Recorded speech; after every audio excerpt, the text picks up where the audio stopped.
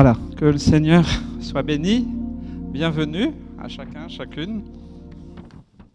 Voilà, j'aimerais pour introduire ce culte, c'est un texte que nous connaissons tous, mais je crois qu'on a besoin toujours de revenir à la parole. Elle reste immuable et elle est puissante dans nos vies. Et moi, j'ai toujours été interpellé par ce texte. Et ce sera aussi une petite introduction par rapport au message que j'apporterai tout à l'heure. Ce texte, il se trouve dans 2 Corinthiens chapitre 5, verset 17. 2 Corinthiens chapitre 5, verset 17. Je vais vous lire la version de la Darby, parce qu'il y a plusieurs traductions. J'aime bien regarder, comparer les traductions. La Darby nous dit « En sorte que si quelqu'un est en Christ, c'est une nouvelle création.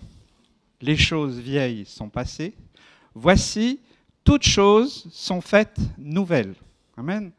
Alors, une autre traduction, c'est la Bible Martin, qui dit « Si donc quelqu'un est en Christ, il est une nouvelle créature. Les choses vieilles sont passées. Voici, toutes choses sont faites nouvelles. » Et puis donc, celle que nous connaissons le mieux comme traduction, c'est la plus répandue, c'est la Bible Louis II. Voilà ce qui est écrit, et peut-être que c'est ce que vous rappelez le plus d'entre vous. Si quelqu'un est en Christ, il est une nouvelle créature. Les choses anciennes sont passées. Voici, toutes choses sont devenues nouvelles. Alors ça, c'est merveilleux comme texte, parce que ça nous parle de ce que Jésus est venu accomplir à la croix pour nous. Il y a vraiment quelque chose que Dieu a fait en envoyant Jésus. Amen. Si quelqu'un est en Christ, si nous nous réclamons de Christ, alors la Bible dit, on n'a pas besoin d'y réfléchir et de dire peut-être, je ne sais pas.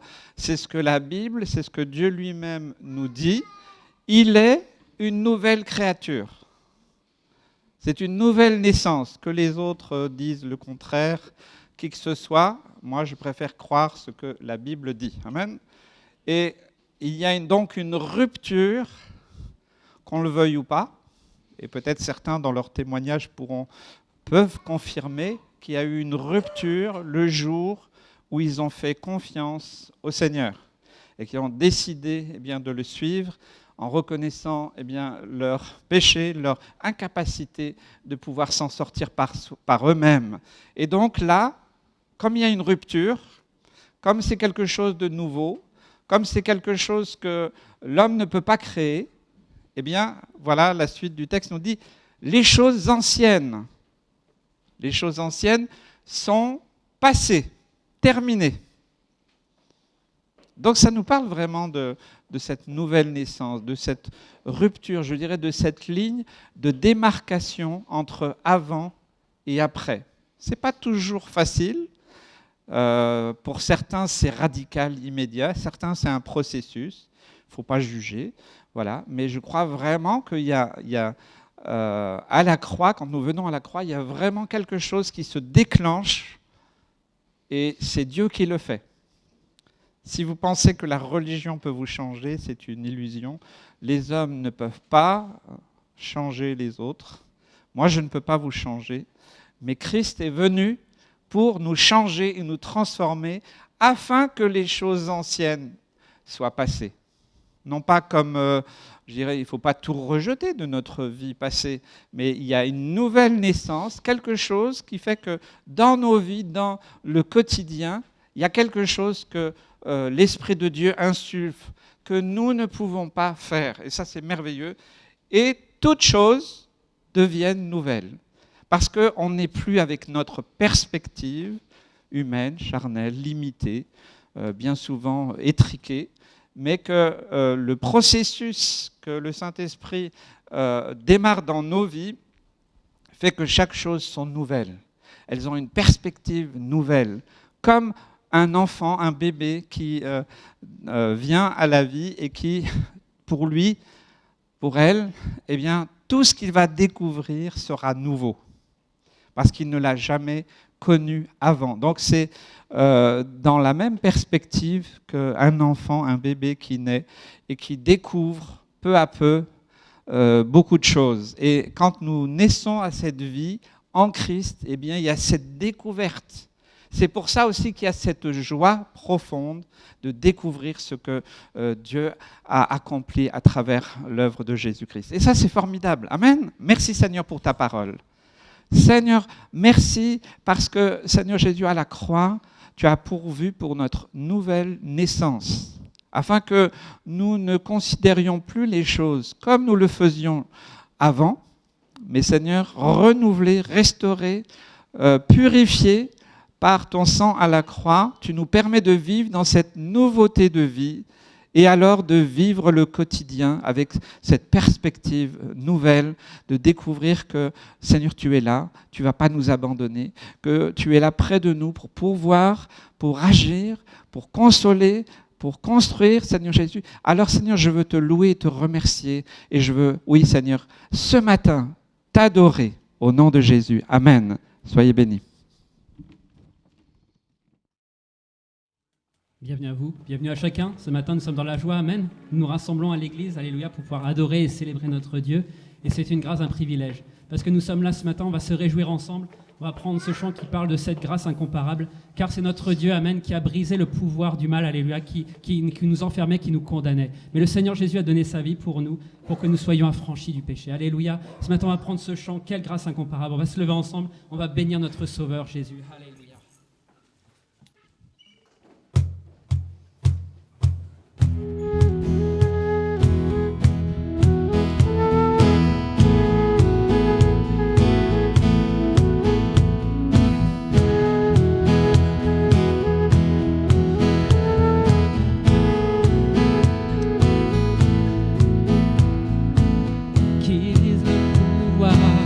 Du mal de la mort qui aime d'un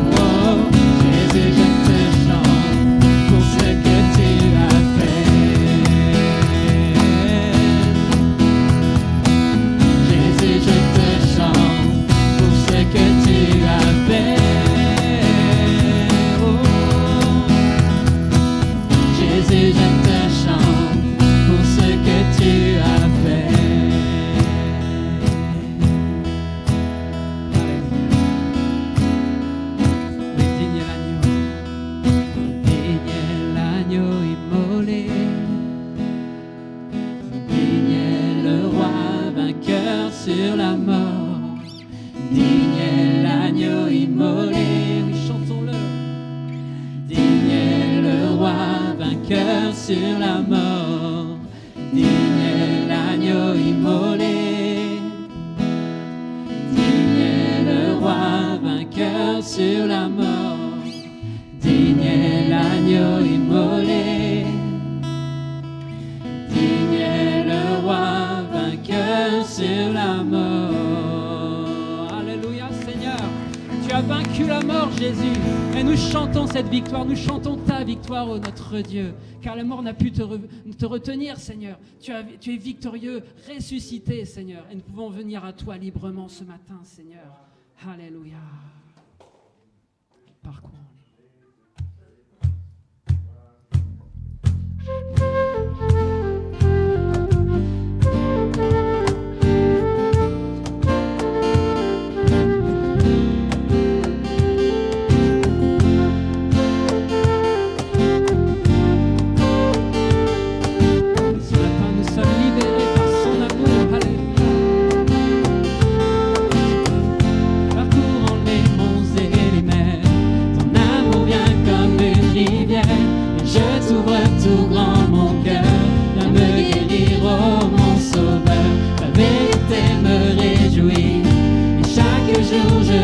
béni, je chanterai sans fin l'amour de Dieu pour moi.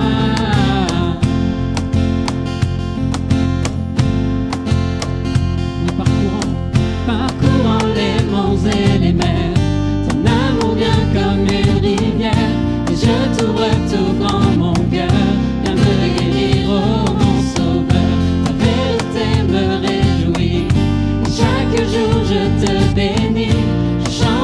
Sans fin, l'amour de Dieu pour moi.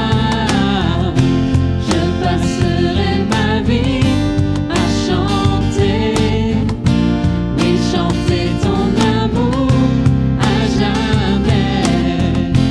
Je passerai ma vie à chanter, oui, chanter ton amour à jamais.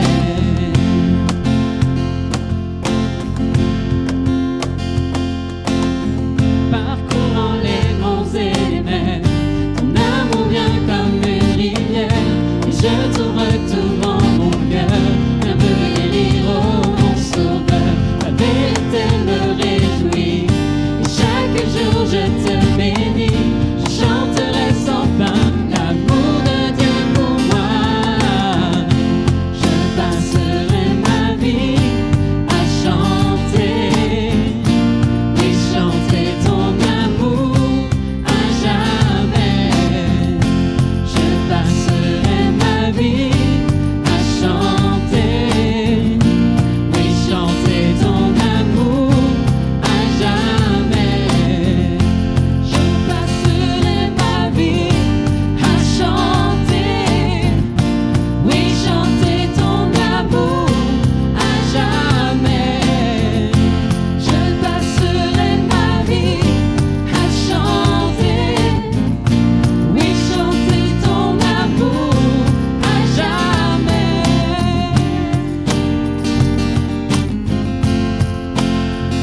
Alléluia, oui Jésus, je veux chanter ton amour. Oui, quelle joie tu procures Seigneur. Oui, que tu nous donnes de nous lever Seigneur et de danser de joie pour toi Seigneur. Alléluia. J'ai envie de danser. C'est un peu fou, je sais, mais ceux qui verront la lumière danseront de joie comme nous sur la terre. Je passerai ma vie à chanter, oui, chanter ton amour à jamais. Je passerai ma vie à chanter.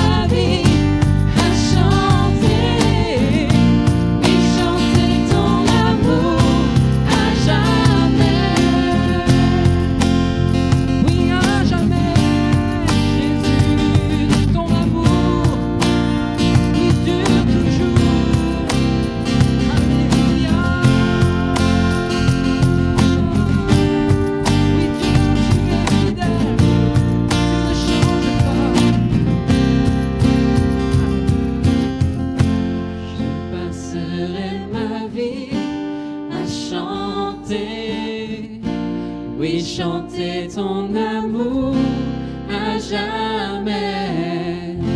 Je passerai ma vie à chanter, oui, chanter ton amour à jamais.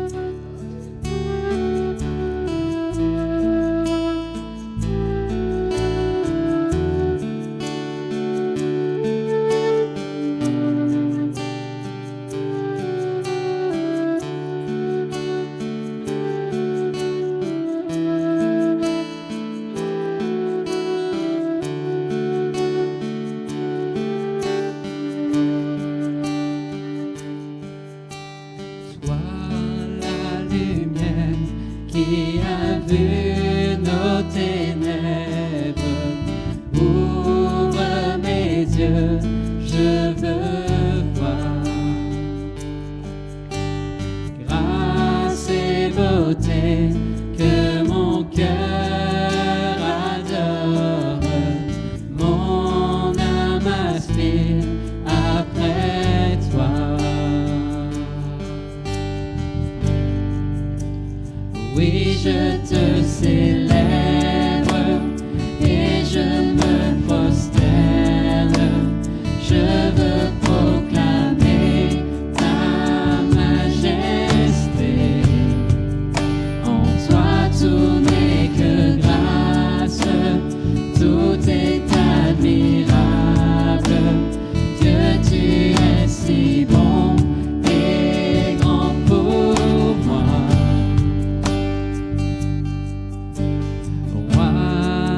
Tout temps, vers toi vont nos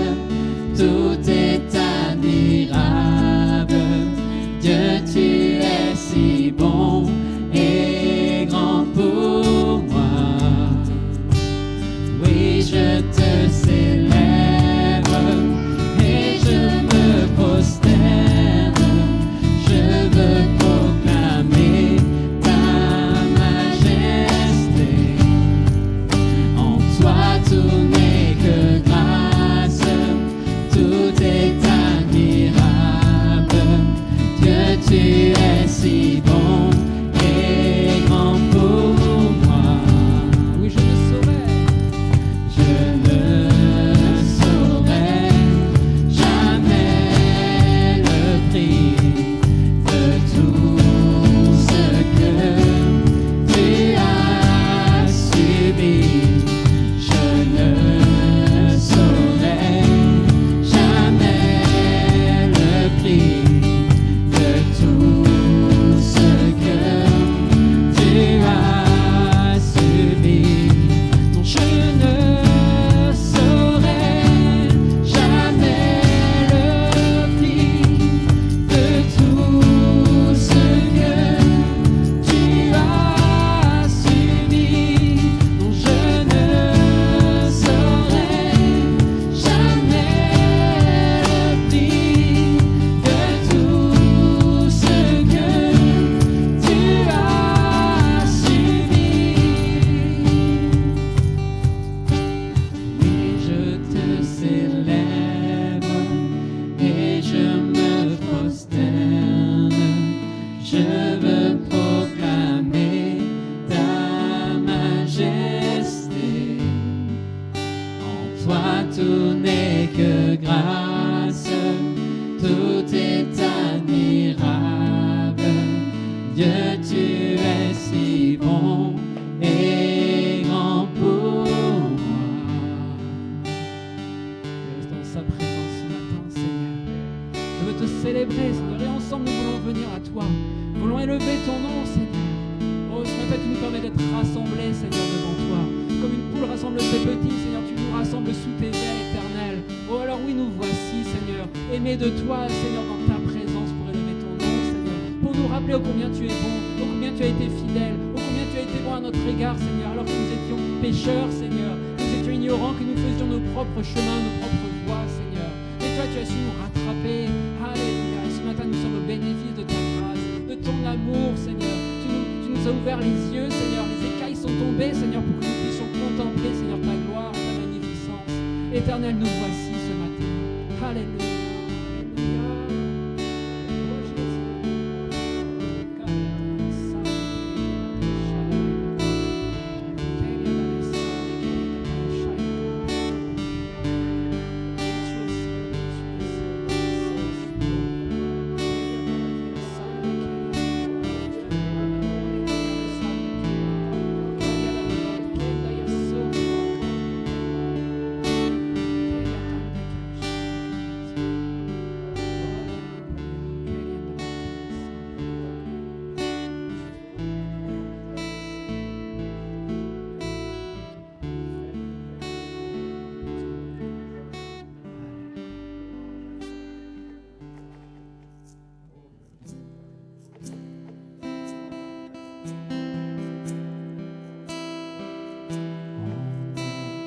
J'ai choisi de suivre Jésus-Christ.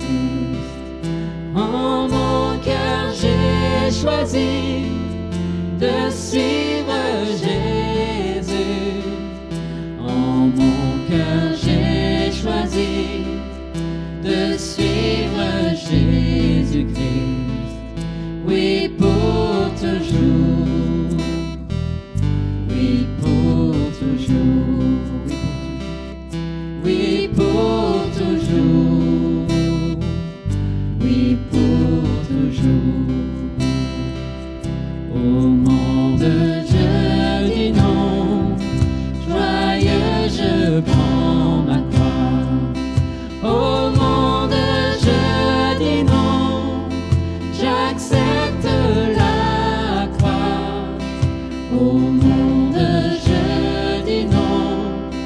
Joyeux, je prends ma croix. Oui, pour toujours.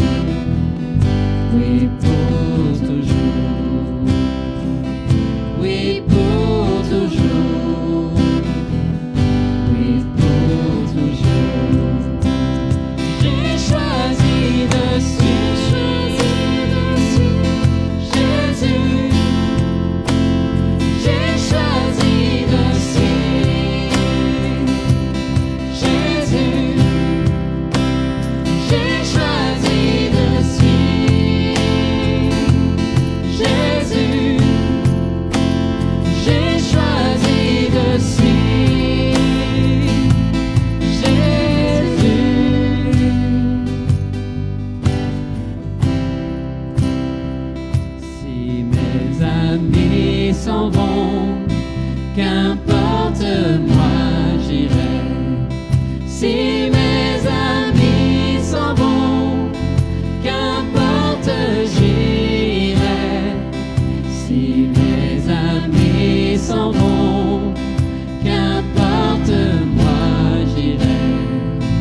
oui pour toujours, oui pour toujours. Oui, ensemble, j'ai choisi de suivre Jésus, j'ai choisi de suivre Jésus, j'ai choisi de suivre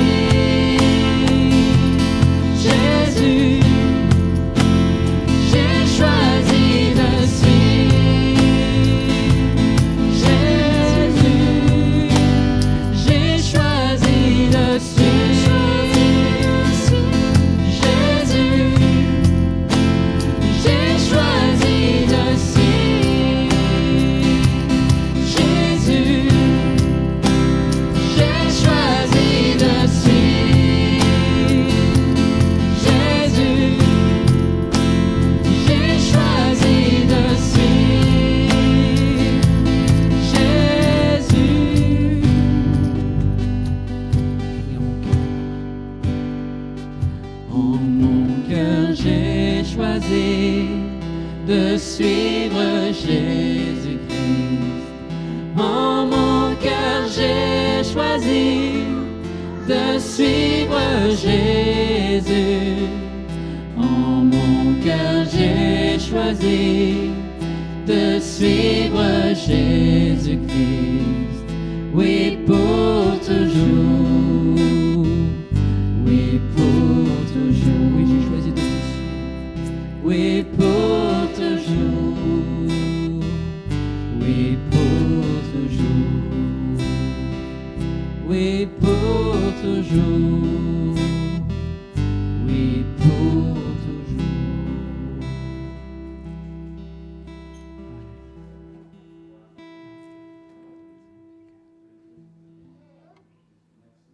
Oui, Seigneur. Nous ne voulons pas regarder en arrière, Seigneur, mais regarder en avant, Seigneur Jésus.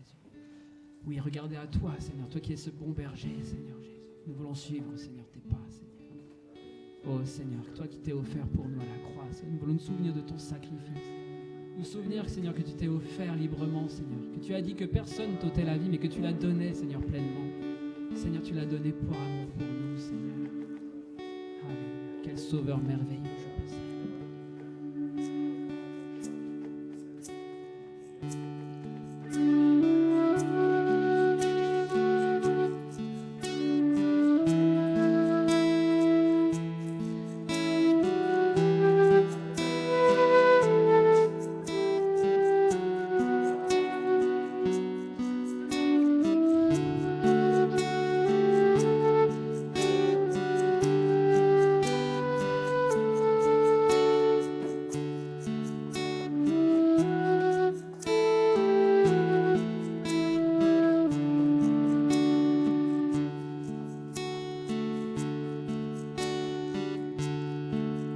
Sauveur merveilleux, je possède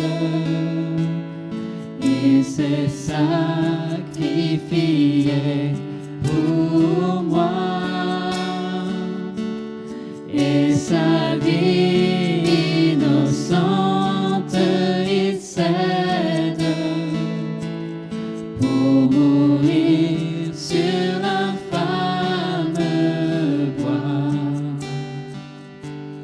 Il renonce à la gloire céleste pour le plan rédempteur de Dieu.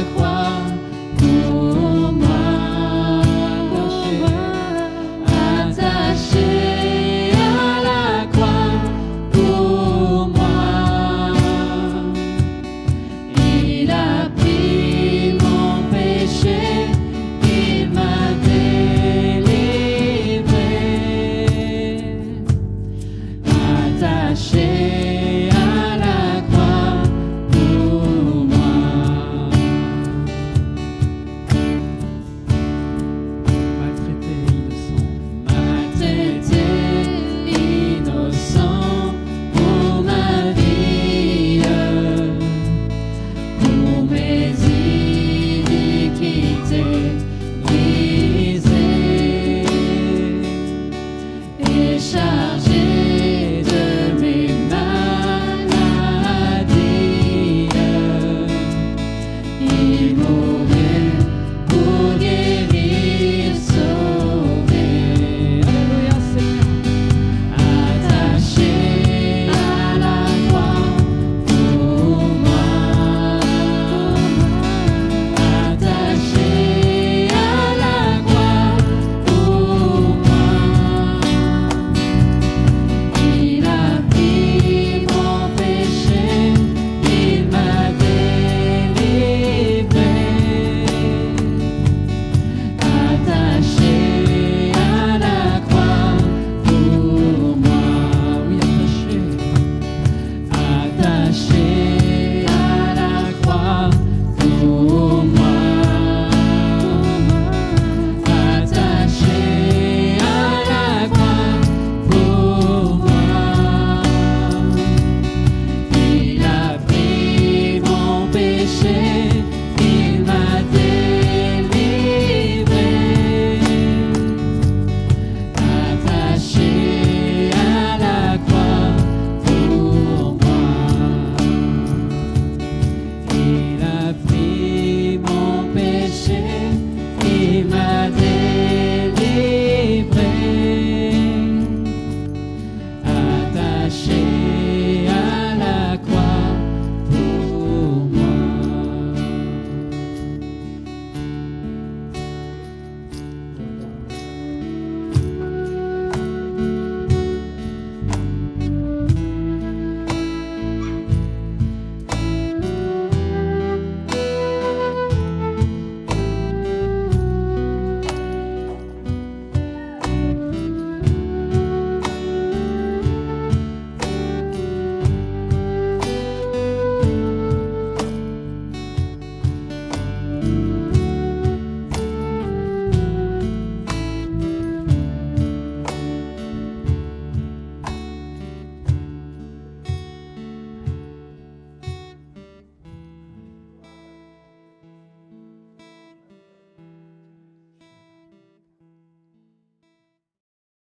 Amen.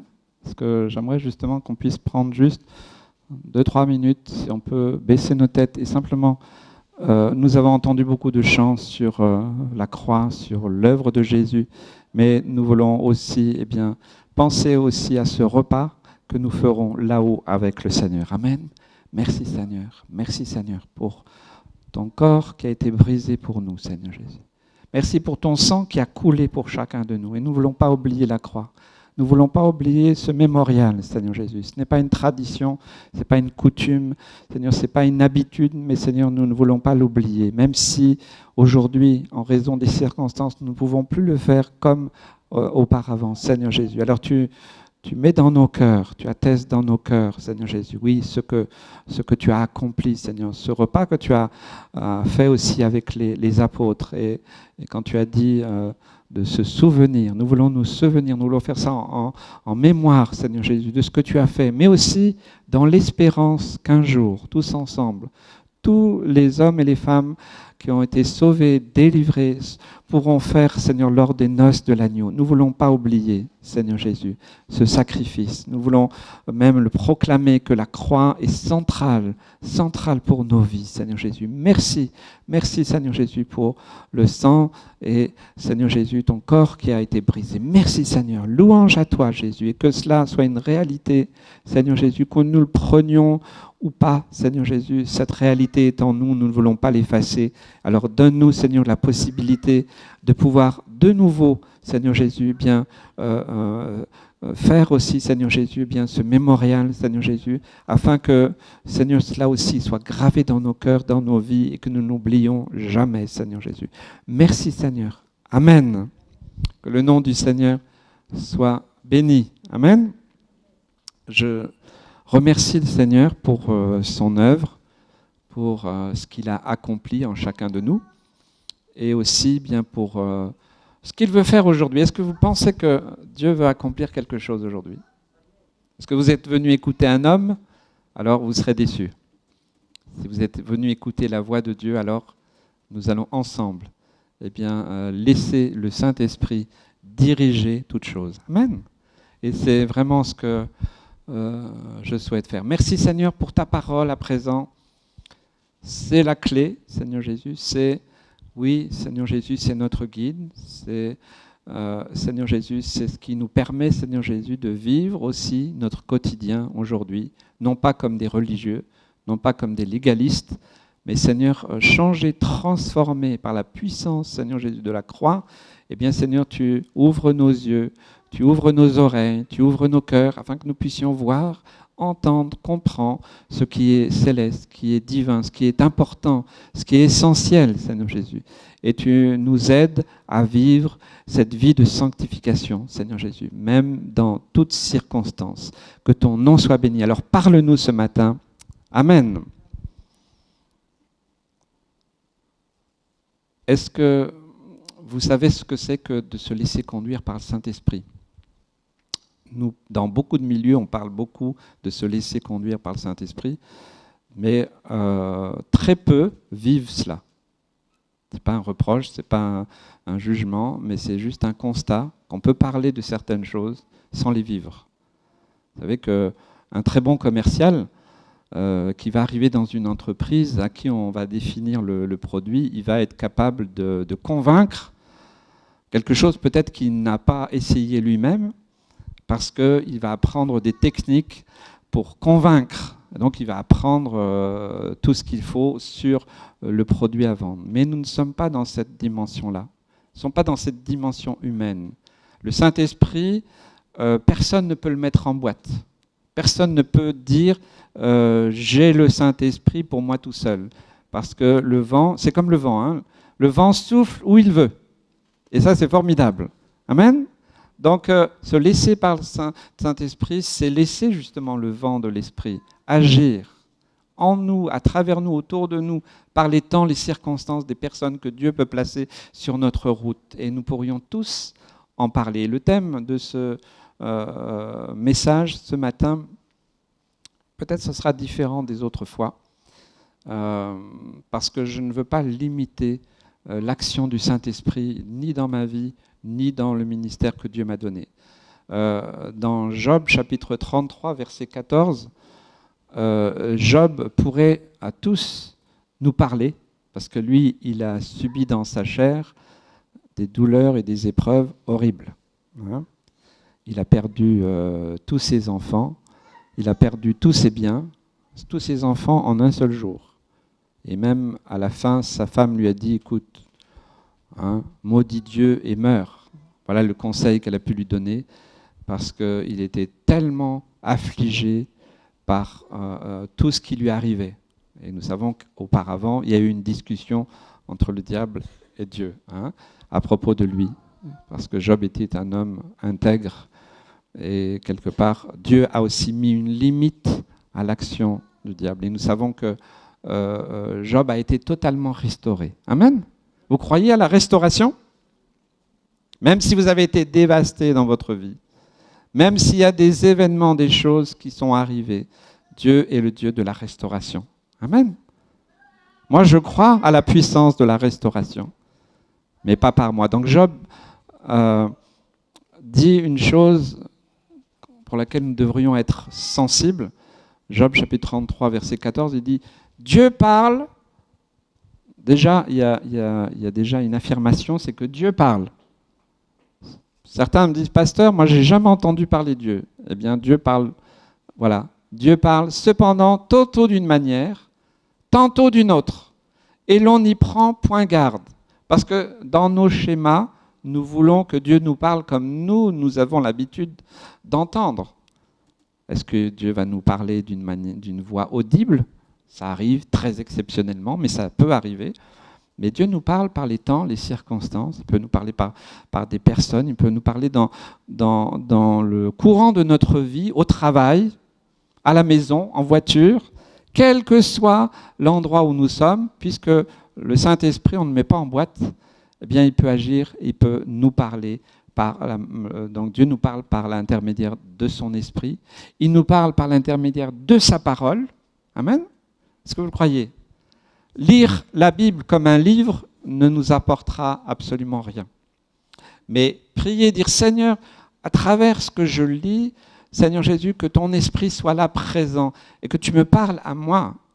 Tant et tant de fois, Dieu m'a parlé de cette manière, simplement un verset, une phrase, quelque chose que dans sa parole, c'est comme si ça sortait du texte et que ça venait me percuter. Et c'est le cas pour ce message. Dieu parle cependant tantôt d'une manière, tantôt d'une autre, et l'on y prend point garde. Personne ne peut dire, si Dieu ne parle pas comme ça, c'est pas ça.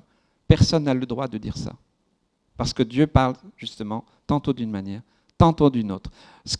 Comment il va vous parler à vous, ce n'est pas forcément de la même manière qu'il va parler à quelqu'un d'autre. Pourquoi ? Parce qu'il nous aime, il nous respecte. Puisqu'il nous a créés, il nous respecte.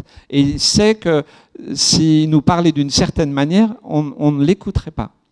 Dieu est un Dieu d'amour et de grâce. Amen. Et il va savoir comment te parler. Amen. Il sait comment me parler. Il me connaît. Il connaît même tous mes défauts, mieux que ma femme. Donc je ne peux rien lui cacher. Et j'aime vraiment l'action du Saint-Esprit en chacun de nous. Alors cette semaine, il m'est arrivé un événement assez particulier. Je regardais une vidéo. Et vous savez, des fois, c'est comme si le temps s'arrête. C'est comme s'il y avait un arrêt sur image, vous savez, pause. Parce que d'une manière très particulière, l'image s'est arrêtée sur une scène où une personne vient avec une Bible. Elle ouvre la Bible et elle donne une parole à quelqu'un qui venait de subir une grande épreuve. Et cette parole qui a été prononcée là, comme ça, elle m'a percuté aussi. J'ai su que Dieu était en train de me parler. Et puis ensuite, cette parole a résonné dans mon cœur pendant des heures, pendant des jours, à ne pas pouvoir l'empêcher d'accomplir quelque chose dans mon cœur. Ça, c'est vraiment la voix du Saint-Esprit. Jusqu'à encore hier où j'ai eu la certitude que c'était le message que Dieu voulait, pas seulement pour moi, mais pour chacun de nous. Amen. Alors recevons ce que Dieu veut nous dire. Amen. Ce message est simple, il est unique, il est direct, et j'ai beaucoup de joie à le partager. Amen. On va lire ce texte. Et vous l'avez certainement lu, vous le connaissez, vous avez peut-être entendu des prédications sur le sujet. Je ne vais pas m'étendre, voilà, mais j'aimerais simplement qu'il fasse écho dans votre cœur comme il l'a fait et qu'il produise du fruit. Si nous écoutons la parole, c'est pourquoi ? Il y a un texte qui dit pourquoi vous vous réunissez ? Est-ce que c'est pour devenir pire ? Si nous nous réunissons, c'est que humblement autour de sa parole, en laissant l'Esprit de Dieu agir, nous nous attendons à lui. Amen. Qui est-ce qui est parfait ici ? Celui qui est parfait, il peut me jeter la première pierre. Il n'y a que Jésus qui est parfait. Amen. Donc, il veut nous parler et il veut vraiment agir. On va lire ce texte. On va ouvrir nos Bibles au prophète Ésaïe. Quand vous connaissez la fin de la vie d'Ésaïe, c'est assez particulier. Hein. Il est pas mort avec un jet privé et une grande villa. Il est mort scié en deux. On l'a pendu par les pieds et on l'a coupé en deux. Bon, peut-être que c'est pas très agréable, mais c'est la réalité de beaucoup des prophètes. On retrouve cela aussi dans le Nouveau Testament où il est parlé des prophètes. La plupart des prophètes ont été tués de mort violente. Donc le prophète Ésaïe, c'était la voix de Dieu à l'époque. Et certains commentateurs bibliques disent que le livre d'Ésaïe, ce serait comme le 5e évangile. Hein? C'est d'ailleurs celui qui est le plus cité dans le Nouveau Testament. Alors, Ésaïe prophétise bien sûr sur l'avenir d'Israël, avec la question de la déportation à Babylone, cette déportation qui a duré 49 ans. Mais c'est aussi un message, une proclamation messianique pour des temps à venir. Mais je crois aussi que c'est valable pour notre temps, pour notre génération, pour cette année 2020. Alors voilà, simplement, on va simplement le lire et écouter ce que la parole de Dieu dit. Donc on lit dans Ésaïe chapitre 43 et à partir du verset 18. Voilà ce que j'ai entendu, ce qui est résonné, qui s'est comme arrêté et qui est venu me percuter. Alors bien sûr, ça me concerne personnellement et j'ai laissé le Saint-Esprit agir dans mon cœur, mais je sais que c'est un message que Dieu veut aussi que je transmette ce matin. Ésaïe chapitre 43 et à partir du verset 18. Écoutez bien, ce n'est pas moi qui parle, c'est le prophète de Dieu, Ésaïe, qui parle sous l'inspiration du Saint-Esprit. Ne pensez plus aux événements passés. Est-ce que ça vous parle, ça? Et ne considérez plus ce qui est ancien. Verset 19. Voici, je vais faire une chose nouvelle, sur le point d'arriver. Ne la connaîtrez-vous pas? Je mettrai un chemin dans le désert et des fleuves dans la solitude. Est-ce que vous connaissez ce texte? Je ne veux pas sortir ce texte du contexte pour en faire un prétexte, mais je crois vraiment que c'est un message, c'est une parole puissante. Amen. Elle était valable du temps d'Ésaïe à cause de cet exode, mais c'est aussi valable pour chacun de nous. Je le relis doucement, Ésaïe 43, 18. Ne pensez plus aux événements passés. Ne considérez plus ce qui est ancien. Voici, je vais faire une chose nouvelle, sur le point d'arriver. Ne la connaîtrez-vous pas? Je mettrai un chemin dans le désert et des fleuves dans la solitude. Amen. Quels sont les événements dans chacune de nos vies qui peuvent être concernés par cette parole puissante? Si je demandais, chacun aurait un avis différent parce que nous vivons et nous ne ressentons pas forcément tous la même chose. Parce que nous sommes tous uniques. Amen. Mais je propose, sous l'inspiration du Saint-Esprit, que nous puissions baisser nos têtes et fermer nos yeux et dire, Seigneur, qu'est-ce que tu veux me dire ce matin? Seigneur, qu'est-ce que tu veux me dire quand tu dis ne pensez plus aux événements passés? Ne considérez plus ce qui est ancien. Et quand cette parole puissante vient, Seigneur, que tu es en train d'annoncer, voici, je vais faire une chose nouvelle. Seigneur, qu'est-ce que tu veux faire? Sur le point d'arriver, je mettrai un chemin dans le désert et des fleuves dans la solitude. Seigneur, je prie pour que tu nous parles à chacun de nous. Seigneur, fais ton œuvre. Fais ton œuvre. Comme cette parole m'a impacté, qu'elle impacte chacune de nos vies, de nos situations, de nos circonstances. Seigneur, je prie vraiment de tout mon cœur pour que cela porte du fruit. Pas seulement nous qui sommes ici, ceux qui regarderont aussi ce message plus tard. Seigneur, agis dans la vie de chaque personne, chaque couple, chaque famille. Seigneur, merci. Amen. Quels sont les événements dans nos vies que Dieu veut qu'on oublie, que nous laissions de côté?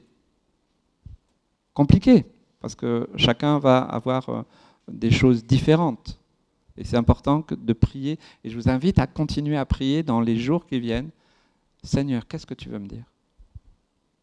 Qu'est-ce que je dois laisser? Qu'est-ce que je dois abandonner par rapport à ce passé, peut-être douloureux pour certains? Ne pensez plus aux événements passés. Donc, c'est pas évident. Hein. Personne ne peut pas ne pas penser. Dieu nous a créés avec une pensée. Donc, on ne peut pas ne pas penser. Certains disent « je pense à rien ». Mais en réalité, c'est une formule. On pense forcément à quelque chose. Peut-être que ce n'est pas conscient, mais en tout cas, notre esprit est toujours en train de fonctionner, heureusement. Amen. Ne plus penser à tout ce qui nous est arrivé est parfois difficile. Même pour certains, c'est impossible. Parce que le souvenir dont nous avons, ce sont peut-être des dates, des événements précis, des épreuves, des douleurs, des peines, des choses compliquées, complexes dans nos vies. Certains pourraient dire, oui, j'essaye d'oublier, j'essaye d'avancer, j'essaye de vivre quand même ça. J'aimerais ne plus avoir tout ça dans ma tête, mais j'y arrive pas. C'est souvent la réalité. Et ce que nous ne pouvons pas effacer nous-mêmes, ce qui s'avère être inaccessible, souvent revient. C'est la même chose pour moi. Hein. Si on regarde déjà, si on fait un petit bilan déjà de l'année 2020, déjà c'est pas terrible. Hein. Beaucoup d'événements dans cette année, beaucoup de choses surprenantes sont arrivées, et l'année n'est pas terminée. Par exemple, si je vous disais, bon, allez, on va plus penser à la pandémie, au Covid, au confinement, allez, on oublie, allez, cet événement, on veut pas. Je pense d'une part pour pas céder à la peur, comme je l'ai dit dimanche dernier. Je pense que ça c'est important de ne pas céder à la peur, mais on ne sait pas demain ce qui peut arriver, puisque si ceux qui regardent BFM et les autres toute la journée peuvent savoir qu'ils nous annoncent encore le pire peut-être devant. La parole de Dieu ne parle jamais par hasard, jamais. Quand une parole est donnée, elle va produire son fruit. Que ce soit dans le temps, dans les circonstances, des fois il faut des jours, des fois des semaines, des fois des années, suivant notre compréhension. Mais Dieu est patient. Dieu est patient, amen. Il est plein d'amour et de grâce pour chacun de nous, amen. Peut-être que les hommes ne sont pas aussi patients. Et des fois on dit oui, pourquoi ceci, pourquoi cela, et pourquoi tu fais pas ci, pourquoi tu fais pas ça. Mais en réalité, je préfère le temps de Dieu, qui n'est pas celui des hommes. Dieu est lent à la colère, riche en bonté, rempli d'amour et de miséricorde pour nous qui sommes des pauvres pécheurs, sauvés par grâce. Amen. Donc la parole de Dieu ne parle jamais par hasard.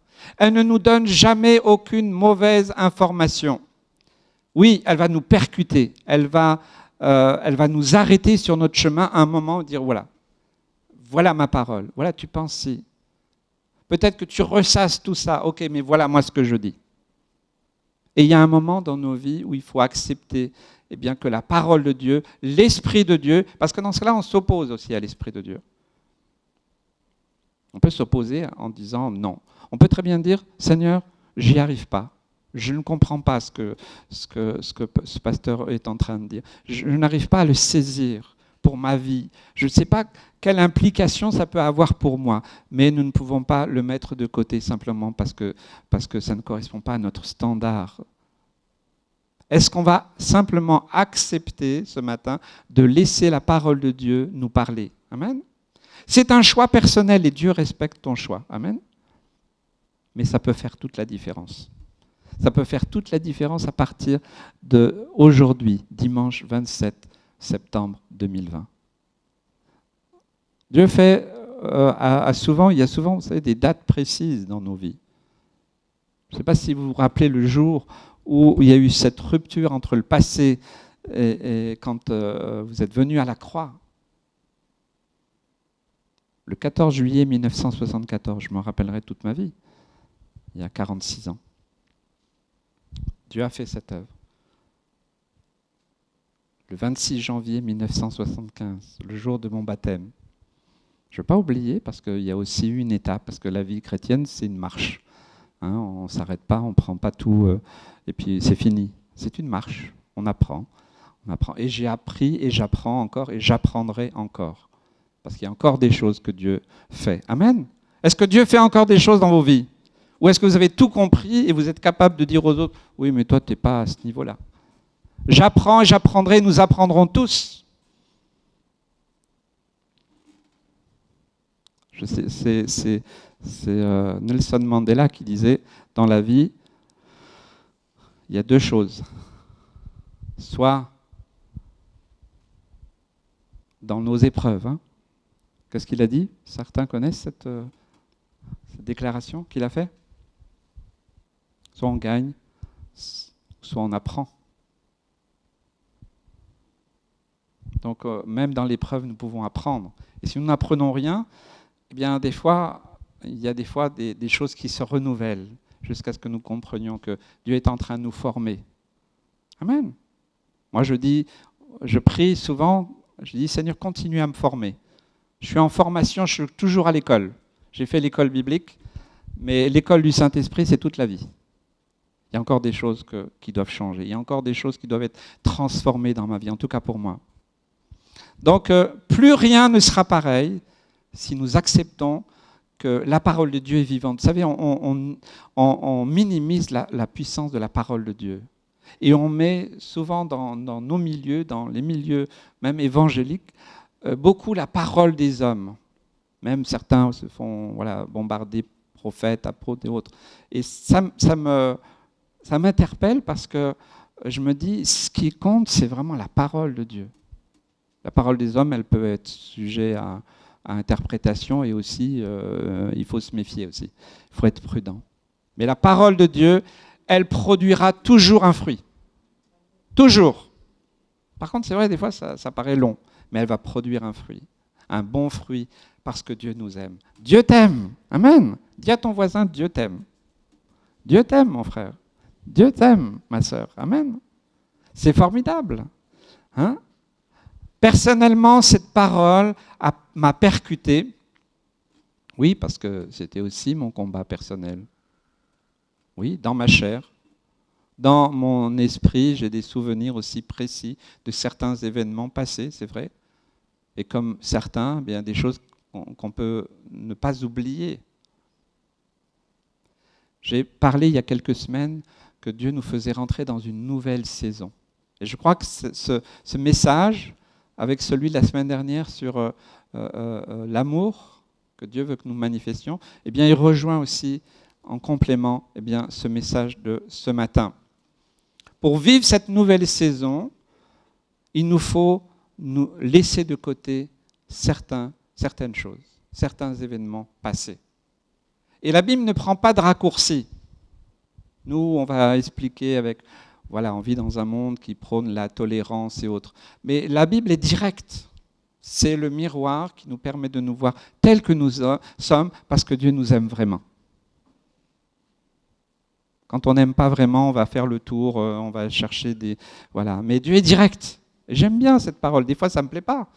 Oui, vraiment, ça, cette parole. Oui. Il n'y a pas d'autre choix pour chacun de nous. Le texte va plus loin que ne pensez plus aux événements passés. Et j'aimerais dire que la suite, c'est ne considérez plus ce qui est ancien. Ça ne veut pas dire que nous devons oublier le passé. Il y a plein de choses dans le passé qui sont très bonnes.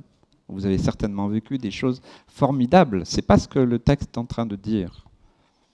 Dans la perspective biblique, souvent, de ne pas considérer ce qui est ancien, c'est d'avoir la bonne vision sur notre passé, sur les événements. Et qu'est-ce que Dieu peut en faire pour l'avenir, pour notre présent?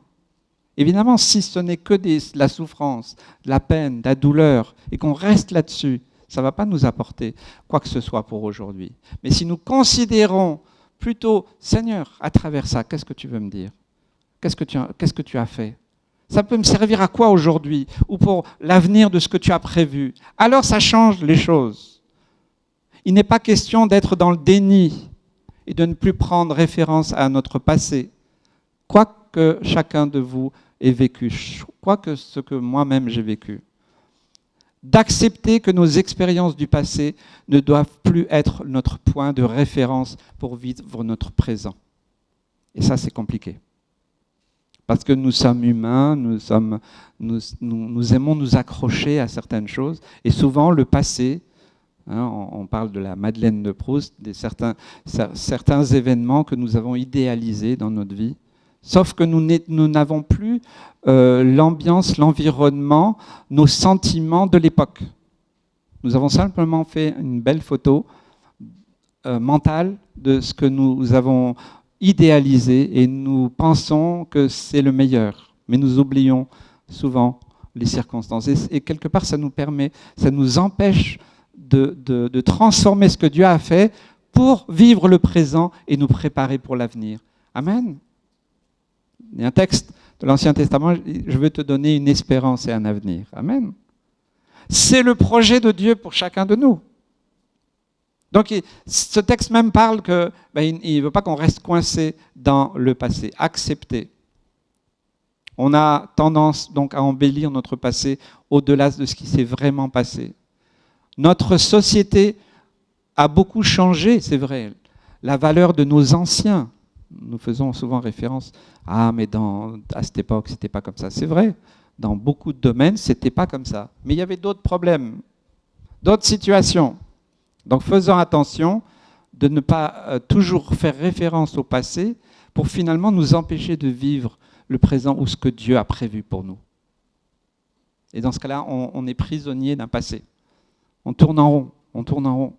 Alors que Dieu veut changer, transformer cela pour nous propulser dans la vie que lui, il a prévue. Amen.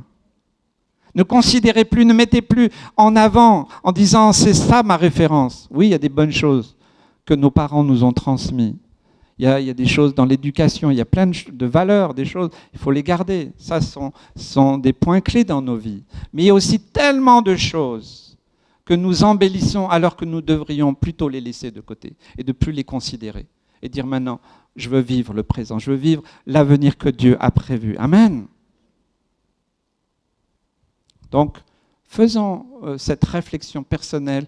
Est-ce que nous devons continuer à faire toujours référence au passé lorsque nous entreprenons quelque chose, lorsque nous parlons, quand nous agissons dans nos vies? Et c'est le Saint-Esprit qui nous interpelle par sa parole ce matin. Est-ce que c'est normal, est-ce que c'est juste de toujours faire référence à certains événements anciens? La parole de Dieu nous dit, pour que le reste de cette parole prophétique puisse se réaliser, nous devons laisser le Saint-Esprit changer notre façon de penser par rapport à ce qui nous semblait jusqu'ici avoir une telle importance. Dieu veut rééquilibrer notre façon de penser. Et même peut-être de raconter certains faits du passé. Parce que Dieu a quelque chose à faire avec toi. Amen. Amen. Waouh. Donc si je reste coincé dans le passé, on dit non, allez, voilà, j'ai entendu, j'ai eu la visite de deux pasteurs, de frères avec qui nous partageons souvent, les pasteurs de la région avec qui nous avons une bonne communion, ont partagé cette semaine par rapport à ça. Et une nouvelle fédération d'églises s'est ouverte, qui est une scission d'autres, bien sûr. Et eux, ils s'appellent, je ne vais pas donner le nom pour pas, voilà, mon but n'est pas d'accuser, simplement, ils veulent revenir à ce que les anciens ont fait. Alors, il y a eu des très bonnes choses, Douglas Scott, D'Apozzo et tant d'autres qui ont apporté des messages, ils ont vécu vraiment des choses extraordinaires. Mais est-ce que nous devons tout arrêter aujourd'hui pour dire on va revenir dans le passé? Voilà, il faut que toutes les sœurs mettent un foulard, les pantalons sont interdits, on va repartir dans le légalisme. Est-ce que c'est ça que Dieu veut pour aujourd'hui? Je ne crois pas. Personnellement, je ne le crois pas. Dieu est un Dieu en mouvement. Qui est-ce qui va l'arrêter? C'est comme si on voulait arrêter Dieu, dire oh, voilà maintenant, tu reviens en arrière, on reprend tout en arrière. Il y avait des bonnes choses. Et il faut peut-être, oui, les considérer. Mais pas tout. Et je vois que Dieu est un Dieu en mouvement et il fait toujours des choses nouvelles. Amen. En tout cas, c'est comme ça qu'il agit en moi. Encore une fois, ça paraît peut-être mission impossible pour nous, êtres humains, limités, parce que nous avons besoin de nous raccrocher au passé, parce qu'on ne peut pas perdre pied. Vous savez, il y a une particularité chez ceux qui tombent dans la dépression, et j'ai beaucoup d'amour et de compassion pour ceux qui le vivent, parce que je ne les juge pas, je sais ce que c'est. Eh bien, la particularité de la dépression, c'est que c'est comme s'il y avait eu un arrêt. À un moment, à un événement, à une situation, il y a eu comme un arrêt. Et ils restent coincés là. Et pour eux, si vous leur dites, ne dites jamais à quelqu'un qui est dépressif, allez bouge-toi, allez fais ceci, c'est l'horreur. Parce qu'eux-mêmes sont dans l'incapacité de le faire. Ils sont bloqués. Ils sont arrêtés à un événement qui leur est arrivé, à quelque chose de douloureux.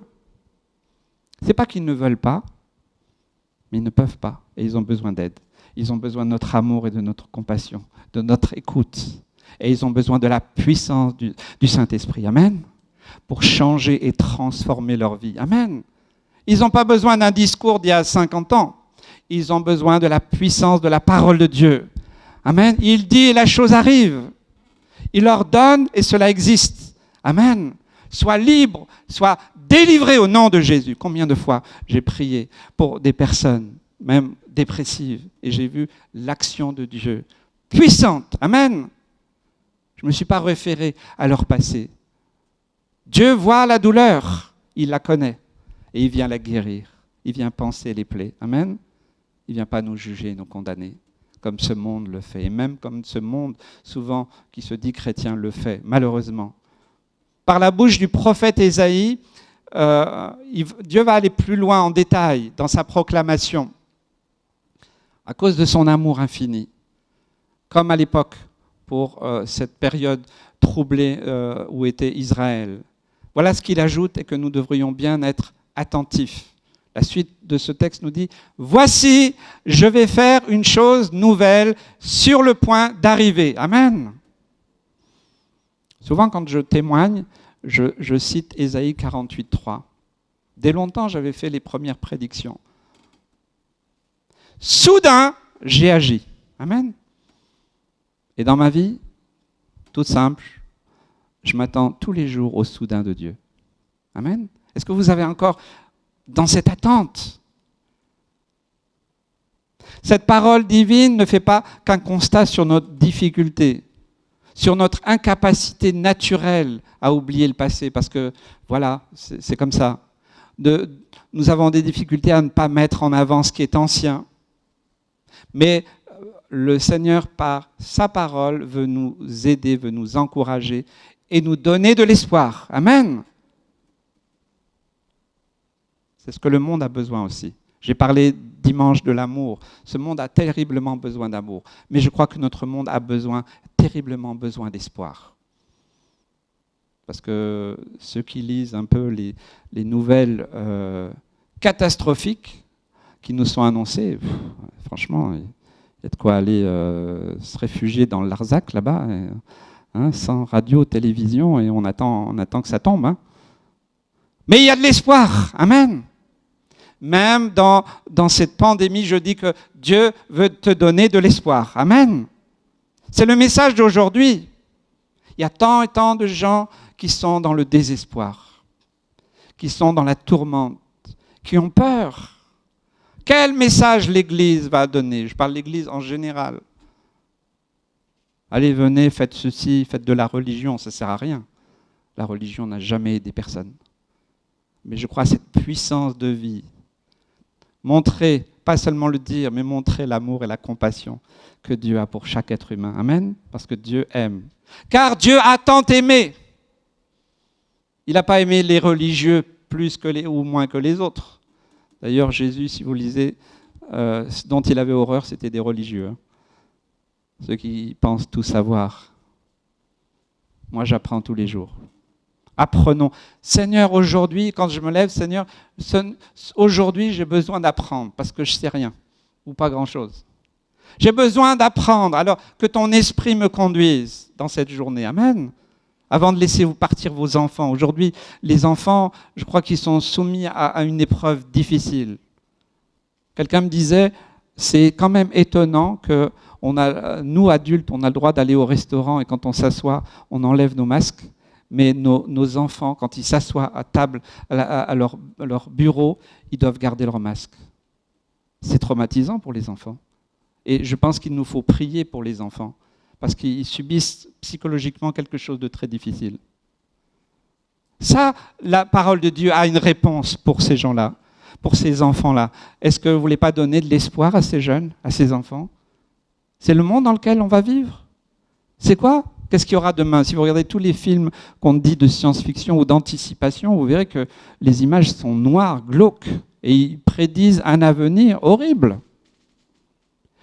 Je crois que Dieu veut te donner de l'espoir. Amen. À travers, certainement qu'on vivra peut-être pire. Très certainement, on vivra pire dans l'avenir. Mais ça ne m'enlèvera jamais l'espoir. Amen. L'espoir que Jésus reviendra nous chercher. L'espoir qu'un jour, c'est Dieu qui va dire stop, ça suffit. Ça me donne l'espoir qu'un jour, nous serons réunis au ciel où il n'y aura plus de pleurs, plus de larmes, plus d'épreuves. Amen. Ça me donne de l'espoir. Mais savoir si le Covid va durer 6 mois, 10 ans ou 20 ans, ça ne me donne pas de l'espoir. Mon espoir n'est pas dans ce monde. Mon espoir est en Dieu. Amen. Espoir est en Christ. Donc c'est ce que notre monde a besoin. Afin que nous soyons libérés de nos routines qui nous voilent l'horizon. Vous savez, la pensée unique. Ah ben non, ça va pas. Ah non, c'est difficile quand même, c'est vrai. Waouh. Il y a de l'espoir. Le message de l'Église aujourd'hui, c'est de dire que car Dieu a tant aimé le monde qu'il a donné son Fils pour te sauver et te délivrer. Amen. Il y a de l'espoir. Une vie changée, transformée, il y a de l'espoir. C'est ce que je partageais toujours aux détenus. J'étais aumônier pendant des années.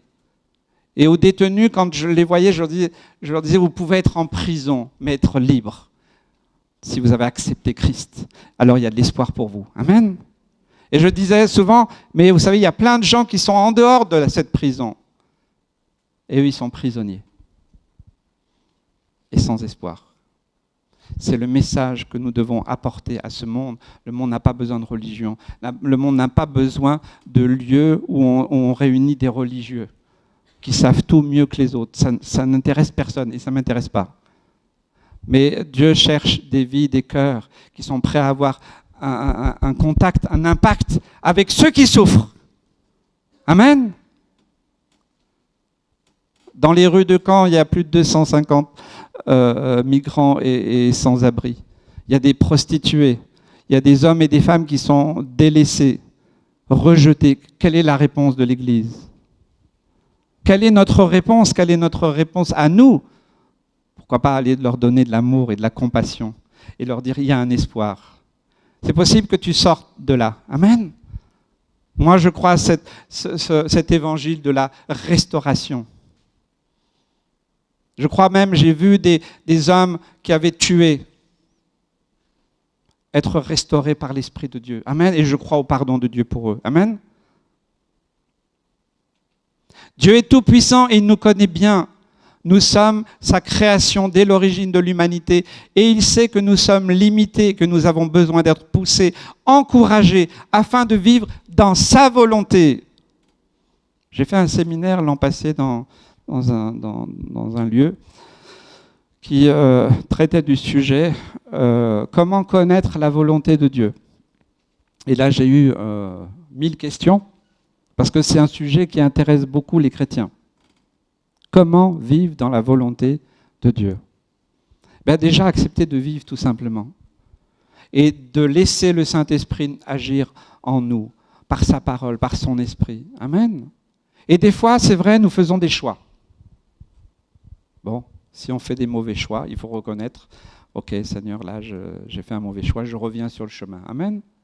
Est-ce que Dieu pardonne ? Est-ce que Dieu pardonne ? Est-ce que même si vous avez accepté Christ un jour et que vous n'avez jamais péché, qui n'a jamais péché ? Nous péchons sans arrêt.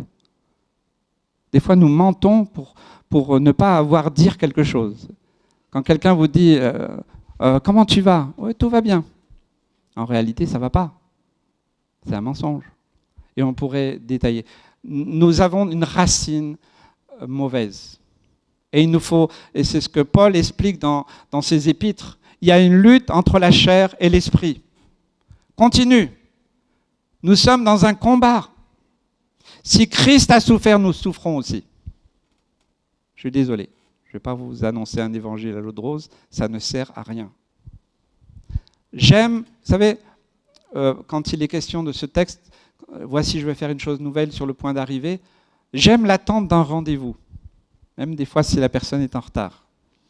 J'aime, et les enfants pourraient dire qu'ils aiment ce moment où on va les regarder, qu'ils vont ouvrir leurs cadeaux. Il y a quelque chose là, à ce moment-là. Ils sont là, il y a une attente, il y a un espoir aussi. Hein. Donc ce moment unique. Par exemple, quand des jeunes fiancés, des amoureux vont se retrouver alors qu'ils ne se sont pas vus, même des fois quelques jours, des fois quelques heures, tellement, voilà. Le cœur commence à battre. Et il y a une attente, il y a un espoir, quelque chose. Et la parole de Dieu nous invite à considérer aussi ce que Dieu dit de la même manière. Quand Dieu dit, voici, je vais faire une chose nouvelle. Ah, une chose nouvelle. Seigneur, qu'est-ce que tu veux faire? Alors peut-être on pourra en faire un sujet de prière. Seigneur, tu veux faire une chose nouvelle?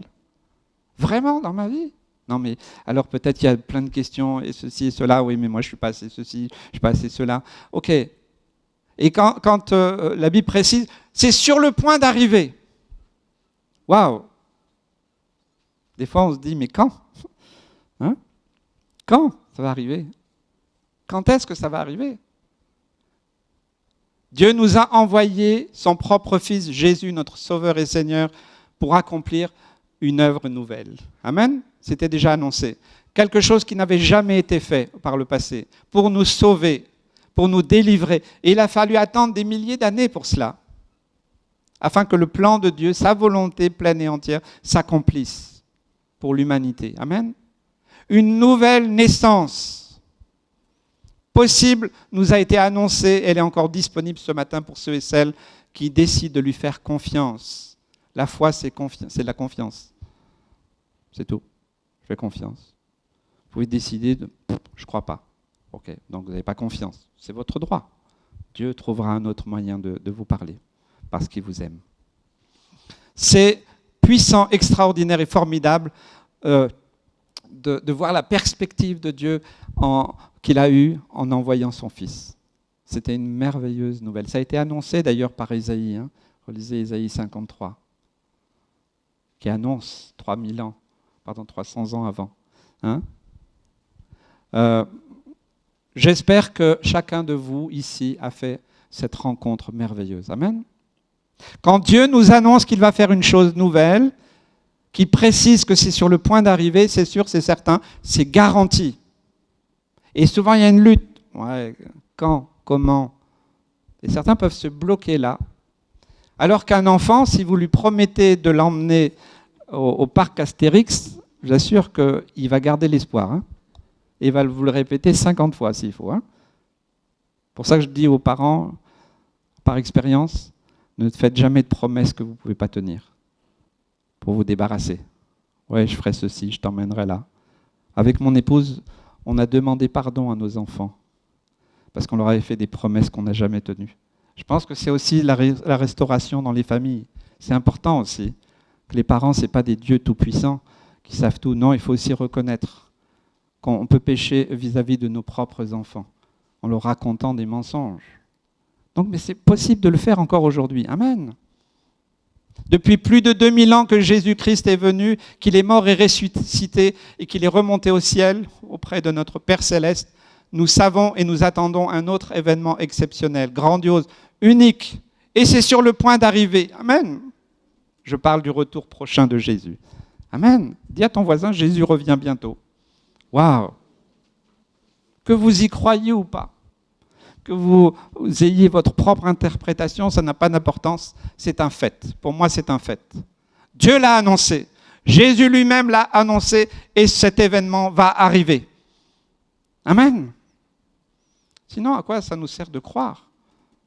Hein, on peut relire dans ce cas-là ce qui est écrit dans l'Ancien Testament. Mangeons et buvons, et demain nous mourrons. Pas d'espoir. Ce monde va vraiment aller mal et de toute façon tout va décliner, puis il n'y aura plus d'économie, puis on n'aura plus rien à manger, puis on ne pourra plus rien acheter et j'en passe. On peut passer notre vie, notre temps, notre énergie à rester là-dedans. Je préfère rester dans l'espoir. Un jour, notre souffrance s'arrêtera. Amen. Quand nous serons enlevés en un instant, en un clin d'œil. Il y a de l'espoir. Dieu ne va pas nous laisser couler dans ce monde. qui va, et qui va, c'est sûr, à sa perte. Mais nous connaissons l'histoire. Si vous lisez la parole de Dieu, nous connaissons l'histoire. Et c'est Dieu qui gagne à la fin. Je le répète souvent, mais c'est une réalité. Amen. Mais il n'est pas seulement question de cet événement dans ce texte, mais aussi de notre vie aujourd'hui. Voilà ce que la suite de cette parole nous donne comme précision. Ne la connaîtrez-vous pas ? Je mettrai un chemin dans le désert et des fleuves dans la solitude. Il s'agit d'une invitation à croire, à espérer. Et il nous donne aussi une réponse à ceux et celles qui se sentent seuls et délaissés et qui n'ont plus d'espoir. J'aimerais que ce matin, que ce message soit très pratique. J'aimerais faire un appel ce matin pour ceux et celles qui acceptent de croire en Jésus-Christ, en reconnaissant qu'ils ne peuvent pas se sauver eux-mêmes et qu'ils acceptent l'invitation de Jésus-Christ, d'accepter, confie-lui toute ta vie, tout ton avenir. Il va s'occuper de ton passé. Il va s'occuper de ta situation. Amen.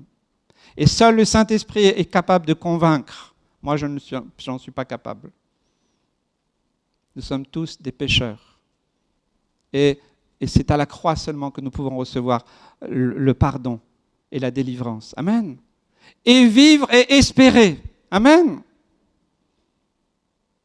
J'aimerais simplement que nous puissions baisser nos têtes et fermer nos yeux. Et j'aimerais donner la possibilité à quelqu'un de faire ce choix-là. Seigneur Jésus, s'il y a une personne ce matin qui dit « Tu m'as parlé ce matin, je suis cet homme, je suis cette femme », peut-être que tu es brisé, cassé, seul, délaissé, peut-être que tu es coincé dans le passé, mais tu dois aussi reconnaître que tu es un homme, une femme qui a péché et qui a transgressé ce que Dieu a dit. Alors, par le sacrifice de Jésus à la croix, viens, accepte de lui confier ta vie. Accepte aujourd'hui de lui confier les rênes de ta vie. J'aimerais vous inviter à vous lever à votre place. Je fais vraiment cet appel pressant pour certains ce matin. Peut-être c'est la seule occasion que tu auras. Ne te lève pas devant un homme, mais lève-toi. Seigneur, je suis cet homme, je suis cette femme. Seigneur, je te confie ma vie. Il faut du courage, il faut de l'audace. C'est pas comme certains disent, vous êtes chrétien parce que vous êtes des faibles. Non, il faut de l'audace. De dire, ok, je reconnais. Seigneur, je me lève ce matin et je décide de te confier ma vie. Qui est-ce qui va accepter ? Qui est-ce qui va se lever ce matin ? Je fais cet appel pressant. Faites-le maintenant. Merci Seigneur. Merci Seigneur pour ces personnes qui se sont levées, qui se lèvent. Et qui vont encore se lever. Seigneur, merci. Merci Saint-Esprit. Merci Seigneur. Tu es tout puissant, Jésus. Je bénis ces personnes, Seigneur, qu'ils découvrent, Seigneur, ce que tu es venu accomplir à la croix pour eux, Seigneur Jésus. Seigneur, il y a encore d'autres que tu appelles. Il y en a d'autres qui résistent, peut-être dire, mais non, qu'est-ce que tu vas arriver ? Tout ce qui va arriver, c'est l'espoir dans ta vie. C'est un changement complet de vie. C'est une nouveauté de vie. Tu ne peux pas le faire toi-même. Ça fait tellement de temps que tu essayes.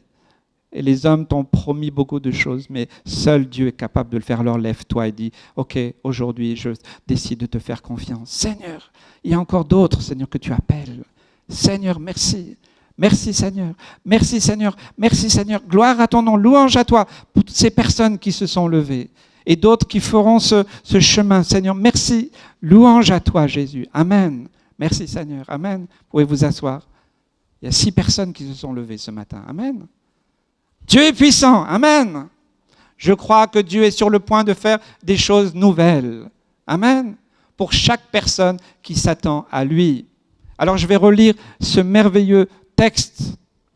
Ne pensez plus aux événements passés, ne considérez plus ce qui est ancien. Voici, je vais faire une chose nouvelle sur le point d'arriver. Ne la connaîtrez-vous pas ? Je mettrai un chemin dans le désert et des fleuves dans la solitude. Qu'allons-nous faire de cette parole ? Il y a un appel puissant qui vient du cœur même de Dieu, parce qu'il y a des victoires à remporter dans nos vies. Amen. Peut-être que, oui, le Saint-Esprit est en train de me parler. Il y en a d'autres qui sont détruits intérieurement, coincés dans leur passé. Certains sont en rage, certains sont en colère, Certains ne veulent plus croire et espérer. Je veux proclamer encore le nom de Jésus. Amen. Le nom merveilleux de Jésus. Celui qui donne le salut, la délivrance. Amen. La restauration, la guérison intérieure, la guérison physique. Et la parole de Dieu, c'est arrête de t'apitoyer sur toi-même. Ouvre les yeux, ouvre les oreilles. Dieu t'annonce qu'il veut faire pour toi dans ta vie une chose nouvelle, que tu n'as jamais connue, que tu ne peux pas fabriquer, ou qu'aucun homme, qu'aucun système est capable de réaliser. Amen. Qui vas-tu continuer à croire? Tes idées, tes pensées, les autres, les souvenirs, tes biens, ta réussite ou tes échecs? Dieu t'annonce qu'il veut tracer un chemin, une route dans le désert de ta vie, dans ton cœur, dans ton couple, dans ta famille, dans ta santé, dans ta situation, et que tu rencontres sur ce nouveau chemin ce fleuve puissant de la puissance d'en haut. Amen. Cette source de vie, cette source d'espoir, d'amour manifestée par Jésus-Christ à la croix. Amen. Amen. Je vais demander à la louange de revenir et que le Saint-Esprit descende dans ce lieu avec puissance. Amen. Merci Seigneur. Que le nom du Seigneur soit béni. Il y a un témoignage. Oui. Oui, durant le mois de juin, pendant que l'église était fermée, je priais par rapport à l'avenir de l'église. Je demandais au Seigneur où est-ce qu'on va, qu'est-ce qui va se passer, etc. Et dans l'assemblée, il y a un frère qui envoie souvent des textos comme ça, il reçoit des paroles de Dieu et puis les envoie aux frères et aux sœurs. Et c'est souvent conduit par le Saint-Esprit. Et j'avais reçu, donc vous pouvez regarder sur mon portable si vous voulez, donc j'ai reçu ça le 19 juin, à 9h42 exactement. Et voilà le texto qu'il m'a envoyé. Je vais faire quelque chose de nouveau qui est sur le point d'arriver. Je vais ouvrir un chemin dans le désert. Ésaïe 43, 19. C'est la parole de ce matin. Donc, je pense que c'est vraiment la pensée de Dieu pour nos vies et aussi pour l'Assemblée. Le Seigneur veut faire toutes choses nouvelles et je crois que le Seigneur a confirmé ce matin la parole que j'avais reçue et que Christian a reçue. Amen. Que le nom du Seigneur soit béni. On va chanter un dernier chant. Il y aura peut-être quelques annonces. Cet après-midi, c'est les assemblées générales. Bon, vous avez la liberté de participer ou pas, ou de donner un pouvoir. Nous respectons la loi simplement. Voilà, ce sera l'occasion aussi pour la partie d'église, peut-être d'expliquer certaines choses, que des questions se posent. C'est normal, j'y répondrai. Voilà, donc que Dieu vous bénisse, vous raccompagne. Et si quelqu'un a besoin de la prière, je me tiens à votre disposition là, tout à l'heure. Amen. Dieu soit béni. Amen. Alléluia, merci Seigneur pour ta parole ce matin, alléluia. Prenons ce chant, il est bon de louer Dieu.